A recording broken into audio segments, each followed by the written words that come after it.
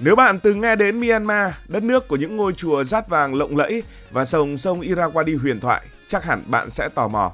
Có bao nhiêu người Việt Nam đang sinh sống tại đây khi Myanmar vừa trải qua trận động đất kinh hoàng? Câu hỏi này càng trở nên đáng chú ý. Về địa lý, Myanmar và Việt Nam không giáp nhau, nhưng cả hai đều nằm trong lòng Đông Nam Á. Myanmar thì gần khu vực Ấn Độ hơn, còn Việt Nam thì gần Biển Đông. Khoảng cách từ Hà Nội đến Yangon khoảng 1.700 km, không quá xa để ngăn cản dòng người và hàng hóa qua lại. Về mặt lịch sử, hai nước đã thiết lập quan hệ ngoại giao từ những năm 1950, cùng trải qua thời kỳ thuộc địa và đấu tranh giành độc lập. Đến nay, tình hữu nghị ấy vẫn được củng cố qua những lần hỗ trợ. Vậy, có bao nhiêu người Việt Nam tại Myanmar? Hãy quay ngược thời gian về tháng 11 năm 2023. Khi ấy, Myanmar đang chìm trong khói lửa xung đột tại bang San, miền Bắc của đất nước. Việt Nam đã ghi nhận khoảng 700 người đang ở khu vực an toàn tạm thời và nhiều người khác chưa được thống kê hoặc ở những khu vực chưa an toàn. 700 người nghe có vẻ khiêm tốn, nhưng đó chỉ là phần nổi của tảng băng. Những người lao động lặng lẽ trong các công trường ở Mandalay hay những gia đình buôn bán nhỏ ở Yangon, tất cả đều góp phần làm con số thực tế sẽ phình to hơn. Trước khi trận động đất xảy ra vào tháng 3 năm 2025, các ước tính không chính thức từ cộng đồng và báo chí thường dao động khoảng trên 1.000 người. Tại sao lại có con số chênh lệch như vậy?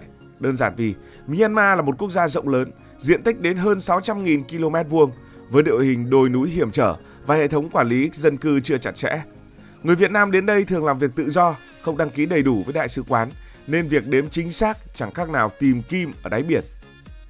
Cho đến ngày đất trời Myanmar rung chuyển, cộng đồng người Việt tại đây, những người vốn đã quen với cuộc sống xa quê, đột nhiên đối mặt với những thách thức chưa từng có. Sau thảm họa, một số người Việt Nam có thể đã rời đi. Hãy nhớ lại cuối năm 2023, khi xung đột ở bang San bùng nổ, Việt Nam đã tổ chức những chuyến bay để đưa hơn 1.000 công dân về nước. Lần này, với cầu Sagaing sụp đổ, đường cao tốc Mandalay-Yangon hư hỏng và mạng lưới liên lạc tê liệt, người Việt có thể đã tìm cách về quê hoặc di chuyển đến Yangon, nơi an toàn hơn, cách tâm trấn khoảng 500 km. Vậy nên, tính đến tháng 4 năm 2025, con số người Việt tại Myanmar được ước tính rơi vào khoảng hơn 1.000 người. Đây là con số không chính xác tuyệt đối, nhưng đó là bức tranh hợp lý nhất mà chúng ta có được tại Myanmar. Còn về các doanh nghiệp Việt Nam tại Myanmar thì sao? Đây cũng là một số lượng không hề ít.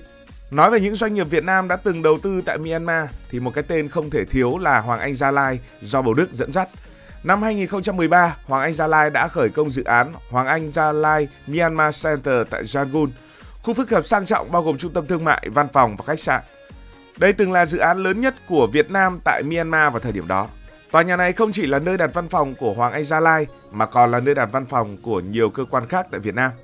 Hay như Ngân hàng Đầu tư và Phát triển Việt Nam BIDV cũng là ngân hàng Việt Nam tiên phong đặt chân đến Myanmar.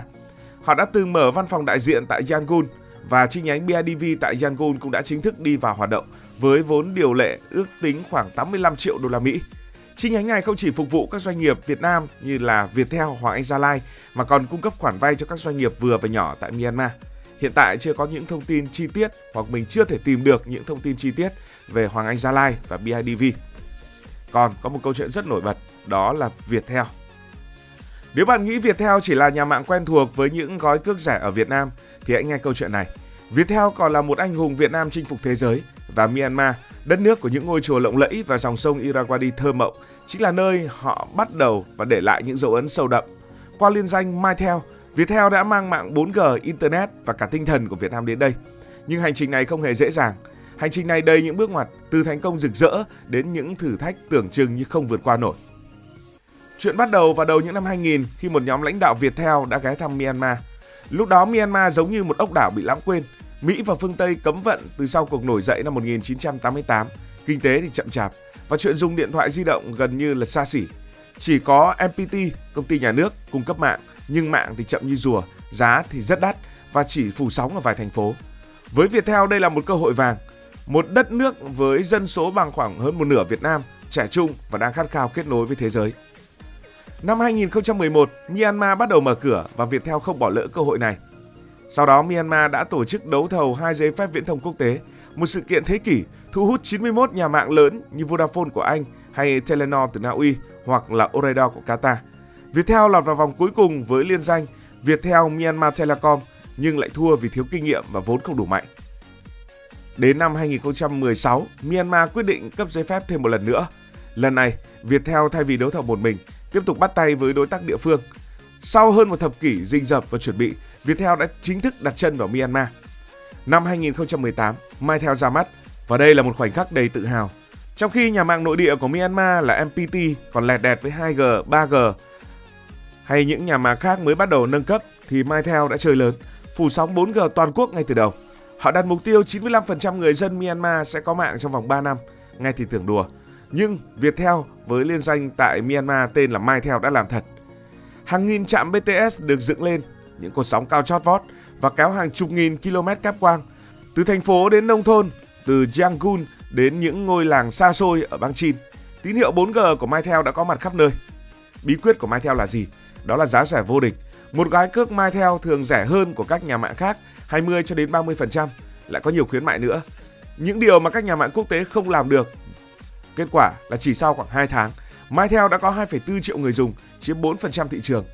Cuối năm 2018, con số này nhảy lên 5 triệu. Đến năm 2019, họ cán mốc 10 triệu thuê bao, chiếm đến khoảng gần 1/4 thị phần viễn thông tại Myanmar, chỉ đứng sau Telenor 25% và vượt qua một số nhà mạng khác. Một nhà mạng mới mà làm được như vậy quả là một chiến tích đáng kể. Theo những thông tin mình tìm được ở trên mạng Internet, thì Mytel còn khéo léo lấy lòng người dân Myanmar. Số hotline 09969 được chọn thay vì 969 đơn thuần, bởi vì đây là con số may mắn trong Phật giáo của nước này. Logo hình chim bồ câu cách điệu thì gợi lên hòa bình, điều mà người dân khát khao sau bao năm nội chiến. Những chi tiết nhỏ và tinh tế này đã giúp Mytel nhanh chóng trở thành một cái tên quen thuộc. Trong quãng thời gian từ 2018 đến 2020, Mytel chính là con cưng của Viettel ở nước ngoài. Họ còn tạo việc làm cho hơn 1.000 người Myanmar và hàng nghìn người khác bán hàng qua các đại lý nhỏ khắp đất nước. Họ không chỉ dừng lại ở mạng di động. Mytel còn có những dịch vụ như là Internet băng thông rộng cho cả gia đình, ví điện tử Mytel Pay để mua sắm không cần tiền mặt và các giải pháp công nghệ cho doanh nghiệp. Với dân số trẻ và nhu cầu kết nối tăng vọt, Myanmar giống như một mỏ vàng mà Mytel đã khai thác cực kỳ thành công. Nhưng rồi mọi chuyện thay đổi vào năm 2021 khi quân đội Myanmar đảo chính, lật đổ chính phủ dân sự, đất nước rơi vào cảnh hỗn loạn, người dân xuống đường biểu tình, đình công và kêu gọi tẩy chay mọi thứ liên quan đến quân đội. Mytel vô tình bị cuốn vào rắc rối vì đối tác Starhigh thuộc MEC là một phần của chính quyền quân sự. Chỉ trong 3 tháng đầu năm 2021, Mytel đã mất 2 triệu thuê bao, từ 10 triệu xuống còn 8 triệu, doanh thu cũng bị giảm nhiều và nhiều nhân viên cũng phải nghỉ việc. Rồi đến khi Myanmar đối mặt với một cú sốc lớn, trận động đất mạnh cách Mandalay, trung tâm lớn của Mytel không xa, và nó đã phá hủy mọi thứ. Mytel chịu ảnh hưởng nặng nề. Hàng trăm trạm BTS ở Mandalay đã bị đổ hoặc hỏng, ước tính 10 cho đến 15% trong số hàng nghìn trạm của họ. Rồi sau đó những dư chấn lại càng khiến mọi thứ rắc rối hơn.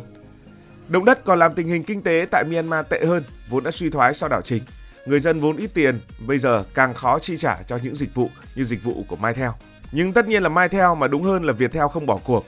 Họ cử đội ngũ kỹ thuật làm việc ngày đêm, dùng máy phát điện khẩn cấp và phối hợp với đội cứu hộ Việt Nam để sửa chữa mạng lưới. Tính đến năm 2025, Mytel vẫn là doanh nghiệp Việt Nam lớn nhất tại Myanmar, dù không còn ở đỉnh cao như trước. Từ 10 triệu thuê bao vào năm 2019, số người dùng bây giờ có thể đã giảm nhiều vì những vấn đề khó khăn và phức tạp tại Myanmar. Cảm ơn vì đã quan tâm theo dõi câu chuyện này. Nếu cảm thấy thú vị, bạn có thể nhấn nút đăng ký kênh, bật chuông thông báo và chia sẻ. Còn bây giờ thì xin được nói lời chào tạm biệt.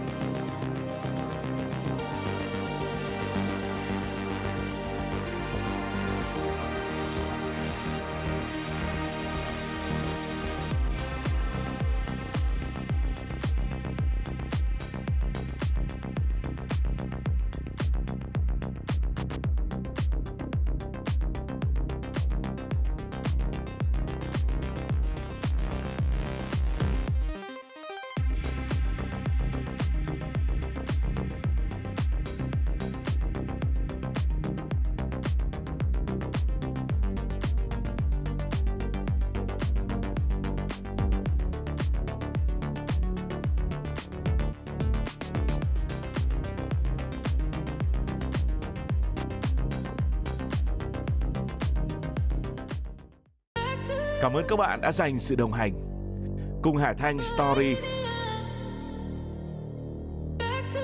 đi qua những vùng đất, khám phá những điều mới.